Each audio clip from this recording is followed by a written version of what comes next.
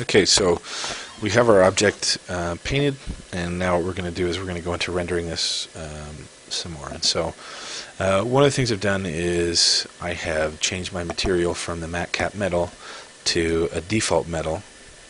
Another thing I've done is I've opened up my render palette and moved it by clicking this to the sidebar. And lastly, what I did is I added a light. I did that by double clicking on this area here and then manipulating the little orange dot. So that's how you make a light. Move it around. So I made it a little orange in color, which I'm regretting, and I think I'm going to change it to blue, and so we'll go over how to do that right now. You just click on the color there, and you can change its value. That's a lot better. So I got my second light here. Its intensity is decent. We'll keep it as it is. What I want to do next is I want to set this up for rendering. So when you open up your render details, you have your automatically going to be set on preview, and you have your render property detail probably set at 2. You're going to want to move that up to 3 and take it from preview and put it on best. And it's going to give you a little bit more. It's going to take a lot longer to manipulate and mess with, but you shouldn't move this again. You really don't want to move your main window again once you get into render mode. So we have that up. We have our best selected. We have our details at 3. I activated ambient occlusion, subsurface scattering, depth Q as well, just to enhance my render a little bit more. I highly recommend as you play with this, play with your different settings and see what kind of details you can get. With that being said, let's go ahead and get our render pass done. So click BPR. Let's see what happens.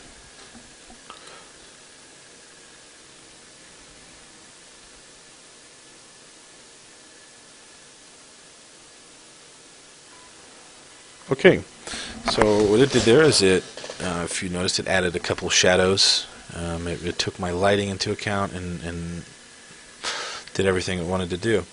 Now, what you do is under your render properties, you go under your render pass, and you have a lot of options here to export, and we will be exporting these, but before you do that, I just want you to see the BPR filters category. And how you activate a filter is you'll just click on the little circle right on the top right of it.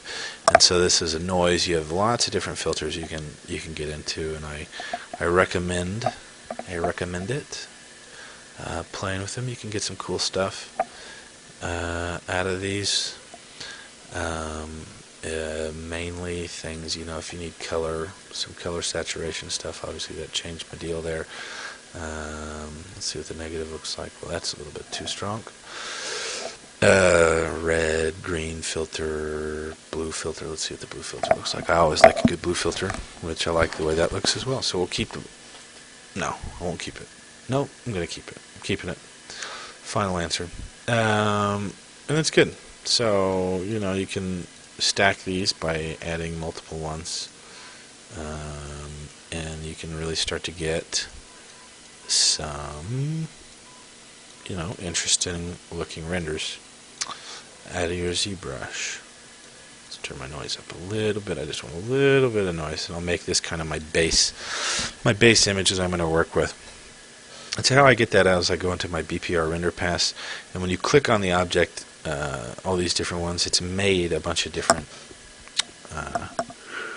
files for me. And so you click on each one, and then you'll have to name each one. Naming is very important, and I'm going to name this one BPR main 1. Actually, BPR main, because this will be the main one that I use, and I'll place my other metallics and stuff around it on top of it to customize. So we'll save that, save it as a PSD. I definitely want my depth. We'll just save each of these as their names, because that's all we need. We don't need We're not going to do multiple instances of these. So now we're going to want to change the material. And what we're doing here is we're setting it up to have multiple metallic reflections all stack on top of each other.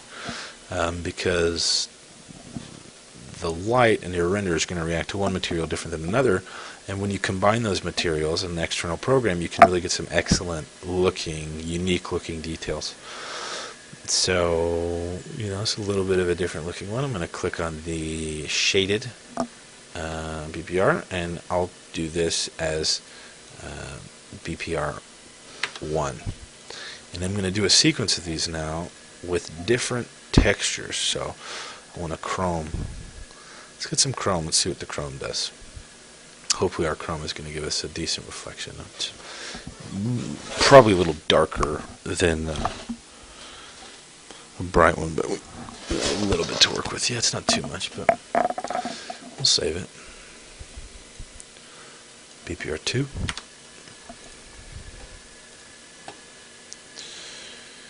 We'll go into our reflected map because I definitely want this guy.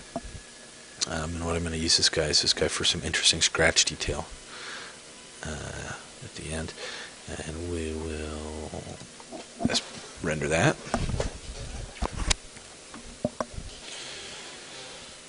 Okay, looking good. We'll go ahead and export that as BPR 3.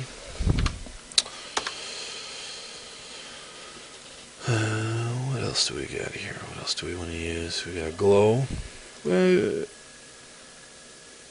Let's see what the glow looks like. I was interested in the glow for these, and I'm still interested in the glow just for this outside sections, and there's a chance I might delete all this. Let's see what it looks like with the BPR on.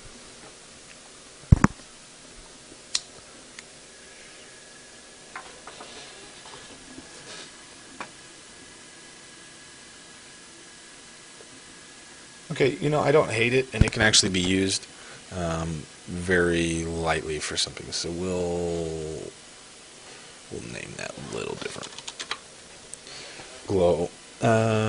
So go through, and what we want to do is we want to extract any of these that we really see a lot of potential in.